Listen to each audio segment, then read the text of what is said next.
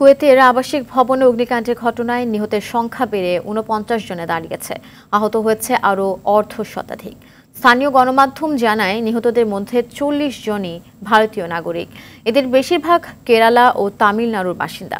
এমন অপ্রত্যাশিত দুর্ঘটনায় গভীর শোক ও সমবেদনা জানিয়েছে ভারতের পররাষ্ট্রমন্ত্রী জয়শঙ্কর। এ ঘটনায় প্রয়োজনীয় ব্যবস্থা গ্রহণের জরুরি বৈঠকে বসেছে ভারতের প্রধানমন্ত্রী নরেন্দ্র মোদী।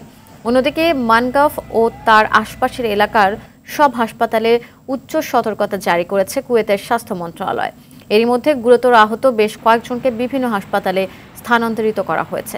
বুধবার ভোরের দিকে কুয়েতের মানগাঁও এলাকার একটি বহুতল আবাসিক ভবনে আগুনের এই ঘটনা ঘটে। হতাহতদের মধ্যে কোনো বাংলাদেশি নেই।